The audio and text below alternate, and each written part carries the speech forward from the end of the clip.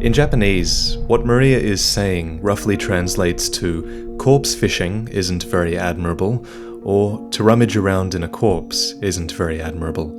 And this double entendre actually refers to the corpse at the end of the fishing hamlet here, and while both the English and the Japanese do imply this, the Japanese translation is way more overt about it by saying corpse fishing. This is just one of many examples of meaning lost in translation, because when the text and dialogue in Bloodborne was translated to English, certain changes would have been made by the localization team to make sure that the text was palatable to an English-speaking audience, and they've done a good job for the most part, but in a game like Bloodborne, even the slightest translation that's not literal can affect our interpretation. We found the best example of this in the Old Hunter's Bone description, the bone of an old hunter whose name is lost. It is said that he was an apprentice to Old German and a practitioner of the art of quickening, which is a technique particular to the first hunters. What's weird is that in the Japanese description, there is no reference of this bone belonging to a man, so it could belong to a woman as well, and I can think of a more likely candidate, can't you? This bone lies upon the grave that transports us to the hunter's nightmare, which is a nightmare full of old hunters who possess this same art of quickening that the bone grants our hunter. So, sure, it could belong to any of the old hunters, man or woman, but it just makes so much more sense if this belongs to Maria. She's linked to this grave very heavily. She was an apprentice to German's workshop, she possesses the art of quickening, German had an affection for Maria, he even created the doll in her image. The doll prays at this grave, and it's the only grave to lie just outside German's abandoned workshop. So, after looking at the Japanese description, I feel very confident in saying that Maria is the most likely candidate for this grave. Assuming this is right, we can take this assumption further. This grave exists in the waking world, meaning that Maria must have died before German's hunter's dream began, and this fact helps us put together a timeline and tell a story. Perhaps laying Maria to rest here inspired German's meeting with the moon presence, and his subsequent escape into a dream where he created something in Maria's image. And it doesn't even matter if this is speculation, because even if you don't agree, my point is that this is a line of speculation that we couldn't even go down because the English translation said the grave belonged to a man. And that's what this video is about. It's about combing through significant item descriptions to make sure we haven't missed anything important, or to make sure we haven't been interpreting something wrong this whole time. So, if you're like me and you care about documenting this stuff, then listen along. And also, let's get some love for the guy that made this video possible. He goes by the name Lawmaster Nojar, and he's the one who hunted down the descriptions that I thought would most benefit us being translated. His initiative, his dedication, and his knowledge of the language is the basis of this video, so let's do something cool for the guy and help him get his YouTube channel off the ground. He's got these plans to create a playthrough of Souls games focusing on translations and the lore, so subscribe to him if that sounds interesting. Alright, so back to the translations. This gender discrepancy with the Old Hunter's Bone got me thinking, what if other English translations have misrepresented a gender? And I immediately thought of Alfred's dialogue, where he says this. Once a scholar betrayed his fellows at Byrgenwerth, and brought forbidden blood back with him to Cainhurst Castle. It was there that the first of the inhuman vile bloods was born. The vile bloods are fiendish creatures who threaten the purity of the Church's blood healing. Lo and behold, it turns out that this betrayer isn't necessarily a he either. In Japanese, this betrayer is referred to with a gender-neutral expression, which, obviously, again opens him up to being a man or a woman. And who this betrayer is has always been a bit of a mystery. We don't even know if this betrayer is represented in-game. Before this video, most people thought that it was the Cainhurst Crow who appears in the Grand Cathedral, since he uses the Old Hunter's Bone, which links him to the workshop, and he also dons the Cainhurst mask, which links him to Cainhurst. So it's possible he betrayed the Byrgenwerth scholars and took that forbidden blood to Cainhurst to begin the vile bloodline. But now that the betrayer position is opened up to the female cast of Bloodborne, the only candidate I can think of is Maria again, but I'm open to your ideas on this one since this is still speculation. Maria is related to the Vile Blood Queen, so she has links to Cainhurst, and she clearly has links to the Byrgenwerth scholars because she was an apprentice to German and she ended up in the Hunter's Nightmare. Plus, she resents what the Hunters did in the fishing hamlet, which could have inspired her to betray the Byrgenwerth scholars. But again, there is nothing explicitly linking her to stealing Cainhurst's blood, so what I'm saying is kind of a long shot. Anyway, again, my point is that this long shot wouldn't even be possible unless we discovered this mistranslation. And it is worth pointing out that we don't know how much contact the English translation team had to clarify questions of gender like this, so bear that in mind.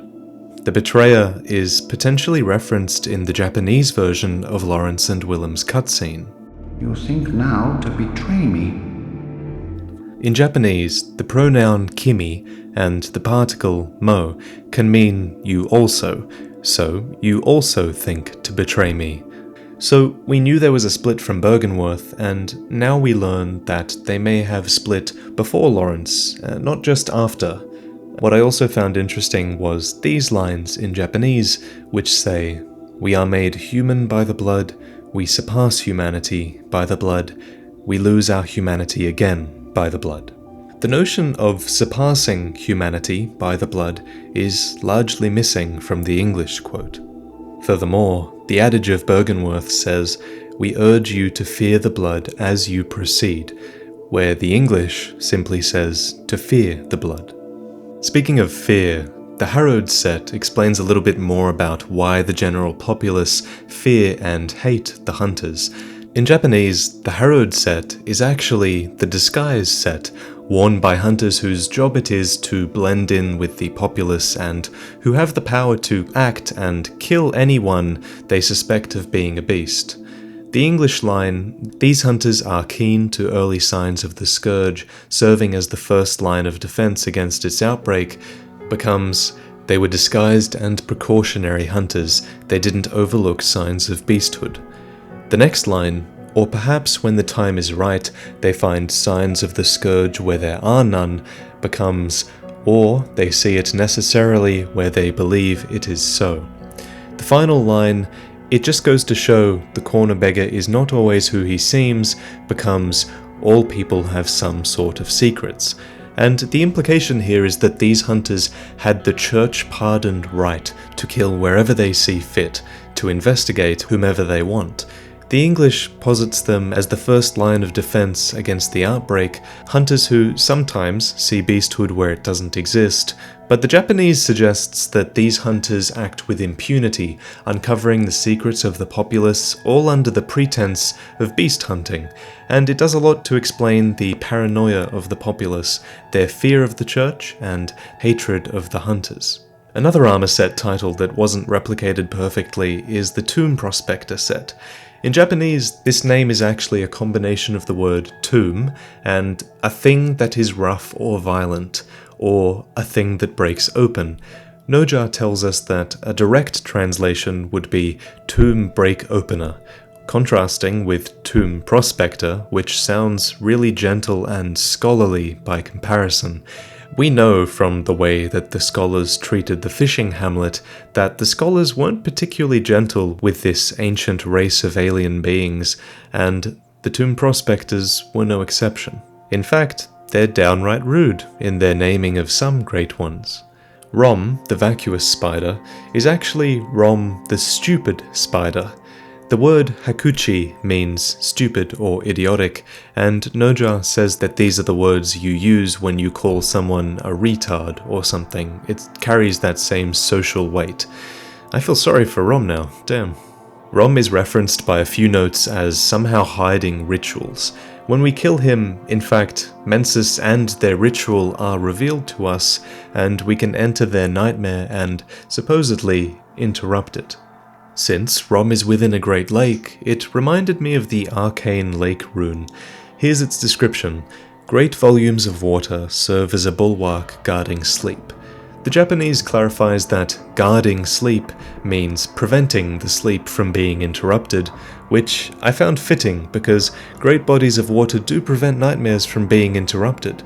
Killing Rom in his giant lake allows us to interrupt the Mensis ritual, for example.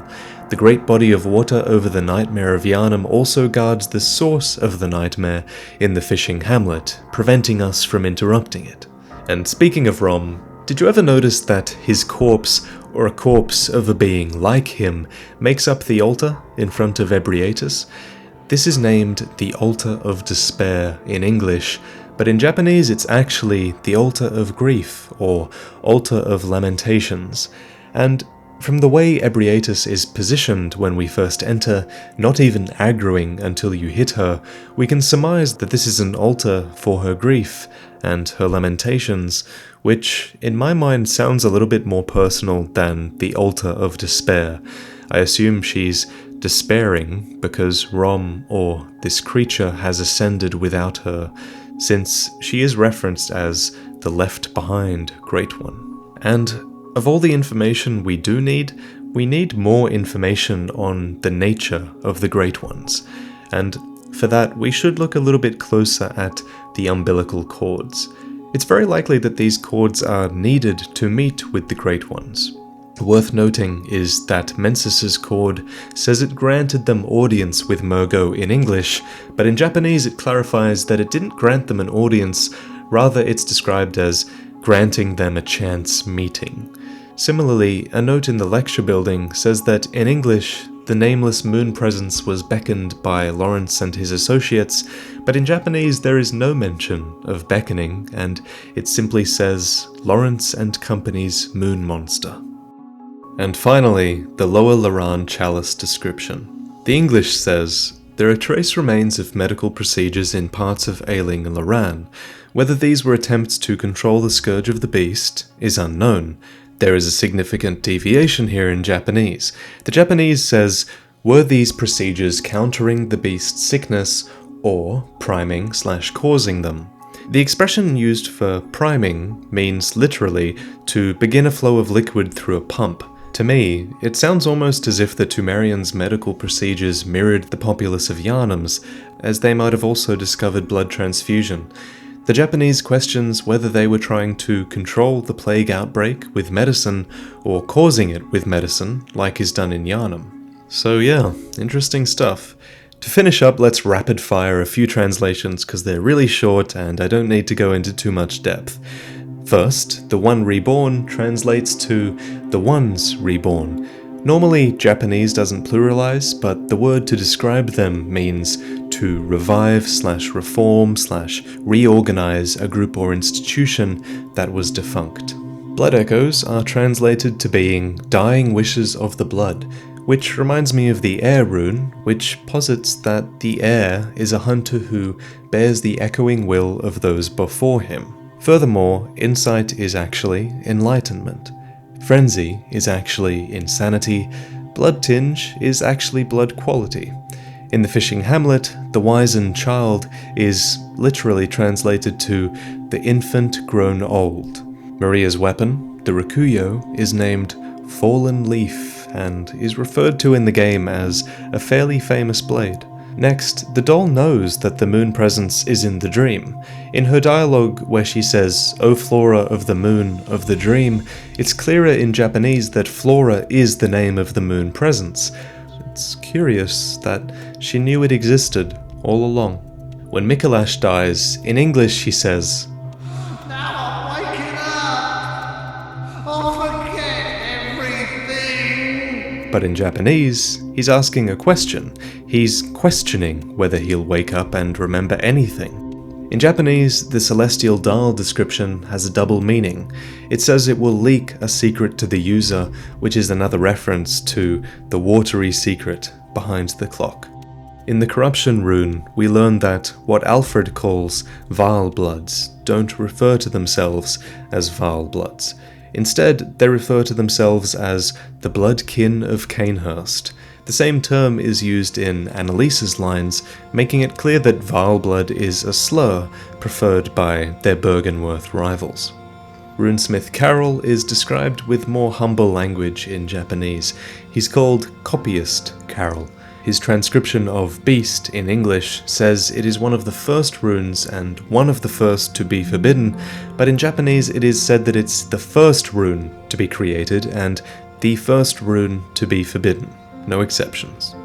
And finally, we start at the beginning of the game. Remember that note that was left on the chair after your blood transfusion? Seek pale blood to transcend the hunt. In Japanese, it's actually seek pale blood to complete the hunt. And the Japanese reveals that you were the one that wrote this. It wasn't left for you by the man who did your transfusion, it was left there for you, by you.